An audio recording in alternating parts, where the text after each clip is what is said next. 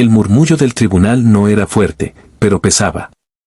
No era el ruido de las voces lo que llenaba el aire, sino la tensión invisible que se colaba entre los bancos de madera, en las miradas curiosas, en los suspiros contenidos. Clara caminaba despacio por el pasillo central, sosteniendo una carpeta vieja contra el pecho, como si ese objeto gastado fuera lo único sólido en medio de un lugar que no sentía suyo. Iba sola. No había abogado a su lado. No había nadie inclinado hacia ella para susurrarle instrucciones, para decirle cuándo hablar o cuándo callar. Solo estaba ella, sus recuerdos y una calma extraña que había aprendido a construir después de muchos años de tragarse palabras. Desde el otro extremo de la sala, Julián la observaba con una sonrisa torcida. No era una sonrisa de alegría, sino de superioridad. Se acomodó el reloj caro en la muñeca, cruzó las piernas con tranquilidad y se inclinó hacia su abogado. «Mírala», susurró. De verdad vino sin abogado. El abogado levantó apenas la vista, revisó a Clara de arriba a abajo y respondió con una media sonrisa profesional. «No se preocupe. Esto será rápido». Clara sintió la risa sin necesidad de mirarlos. La conocía bien. Había escuchado esa risa durante años, en la intimidad de su casa, cuando Julián minimizaba sus ideas, cuando se burlaba suavemente de su exceso de sensibilidad, cuando la hacía sentir que siempre exageraba. Aquella risa había sido pequeña al principio. Con el tiempo, se volvió constante. Respiró profundo. No estaba allí para ganar una batalla. Estaba allí para cerrar una historia. 12 años atrás, Clara era una mujer distinta. Tenía una risa fácil, una forma apasionada de hablar de sus planes, una energía que llenaba los espacios. Trabajaba en una pequeña empresa, no era el empleo de sus sueños, pero le gustaba sentirse independiente. Tenía amigas, salidas improvisadas, domingos sin horarios. Entonces apareció Julián. Julián era carisma puro. Tenía esa seguridad que atraía, esa forma de hablar del futuro como si ya lo tuviera asegurado. Contaba ideas de negocios con entusiasmo, dibujaba planes en servilletas, prometía estabilidad, éxito, una vida construida en conjunto. Clara se enamoró rápido. No solo de él, sino de la versión de sí misma que era cuando estaba a su lado. Los primeros años fueron buenos. Trabajaban los dos, compartían gastos, se apoyaban. Julián hablaba de emprender y Clara lo escuchaba con atención. Cuando él dudaba, ella lo animaba. Cuando él se frustraba, ella lo calmaba. Se sentían un equipo. Si lo hago, será por nosotros, decía él. Entonces hazlo, respondía ella. Yo estoy contigo. Cuando Julián decidió montar su empresa, los ingresos se volvieron inestables. Clara empezó a cubrir más gastos. Ajustó presupuestos, canceló planes personales. Nunca se quejó. Pensaba que el sacrificio era temporal. Una noche, Julián llegó tarde, exhausto, y se sentó frente a ella en la mesa de la cocina. Necesito que me ayudes de verdad, le dijo. Necesito que dejes tu trabajo por un tiempo. La empresa me está consumiendo. Clara dudó. Amaba su trabajo, su rutina, su independencia. Pero lo miró y vio cansancio, presión, miedo a fallar. ¿Seguro que es necesario?, preguntó. Solo por un tiempo, respondió él. Cuando todo esté estable, volverás. Te lo prometo. Clara aceptó. Al principio, no fue tan difícil. Pensó que sería una pausa breve. Se ocupó de la casa, de organizar gastos, de ayudarlo indirectamente con ideas, contactos, pequeños cálculos. Julián trabajaba sin parar. La empresa empezó a crecer. El problema fue que el tiempo nunca terminó. Los meses se convirtieron en años. Julián empezó a viajar más, a llegar más tarde, a hablar menos. Clara se convirtió en la administradora silenciosa de todo. Pagaba cuentas, organizaba reuniones, escuchaba propuestas de negocio, daba opiniones que rara vez eran reconocidas. Déjalo en mis manos, decía él. Tú no entiendes bien este mundo. Ella sonreía y callaba. Poco a poco, dejó de opinar. Dejó de preguntar. Dejó de reclamar. Pensó que eso también era amor. Pensó que apoyar significaba desaparecer un poco. Hasta que un día, mirándose al espejo, no se reconoció. Vio a una mujer correcta, ordenada, silenciosa. Una mujer que resolvía todo sin molestar. Una mujer que había dejado de existir fuera de esa casa. Sintió miedo, pero lo guardó.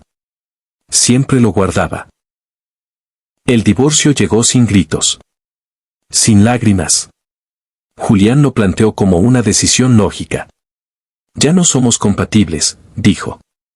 Hemos cambiado. Clara escuchó en silencio. No discutió. No suplicó. Algo dentro de ella estaba cansado incluso de doler.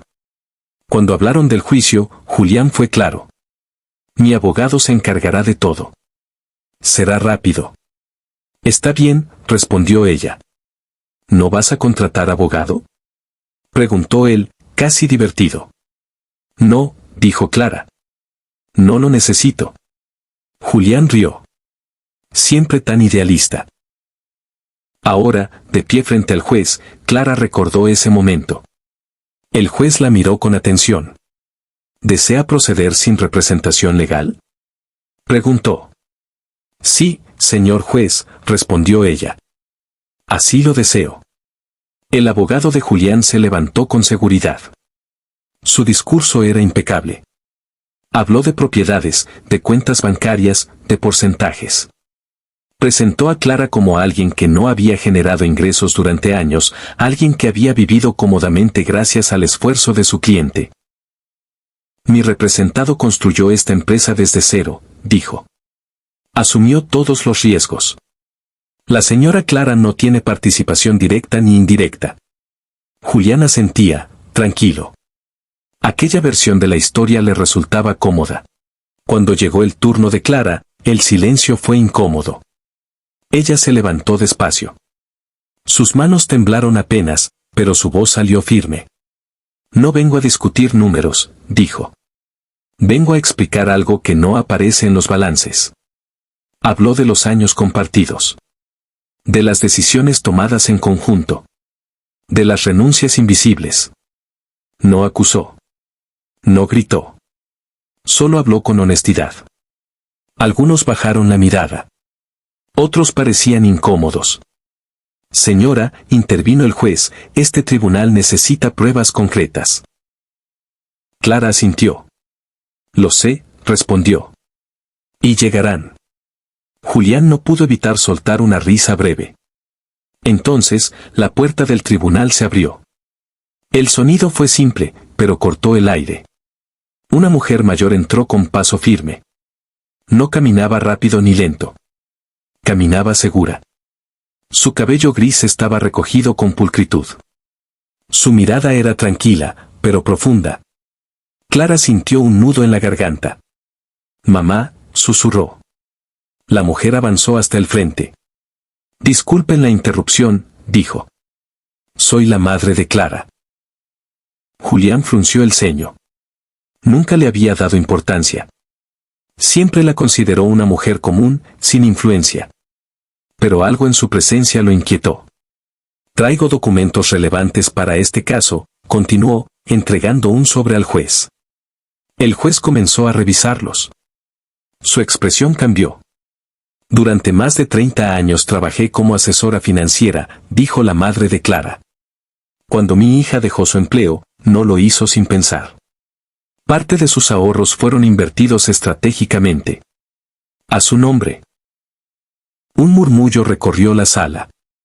Eso no es cierto, dijo Julián, poniéndose de pie. Yo nunca supe nada. La mujer lo miró con calma. Exacto, respondió. Nunca preguntaste. Los documentos mostraban inversiones, aportes indirectos, decisiones financieras tomadas en silencio. Parte del crecimiento inicial de la empresa estaba ligado a esas inversiones. El abogado de Julián palideció. Señor juez, esto cambia el caso. Julián sintió miedo por primera vez. Miró a Clara. Ella no sonreía. Solo parecía cansada. ¿Por qué ahora? Preguntó él, casi derrotado. Porque el silencio no siempre es debilidad, respondió la madre. A veces es amor. Pero incluso el amor tiene límites. El juez pidió un receso. La espera fue larga. Julián caminaba nervioso. Clara permanecía sentada, con la mano de su madre entre las suyas. Cuando regresaron, la decisión fue clara. Clara recibiría una compensación justa, basada en su aporte real. Al salir del tribunal, el sol parecía más cálido. Clara respiró profundo. Gracias, le dijo a su madre. Nunca dudé de ti, respondió ella. Solo esperé el momento correcto. Con el tiempo, Clara reconstruyó su vida. Volvió a trabajar, no por necesidad, sino por elección. Ayudó a otras personas que se sentían pequeñas frente a sistemas grandes. Aprendió que ser buena no significa permitir que te borren. Julián aprendió, demasiado tarde, que subestimar a alguien por su silencio es uno de los errores más caros que se pueden cometer. Porque la verdadera fuerza no siempre hace ruido. A veces entra despacio, se sienta en silencio, y lo cambia todo para siempre.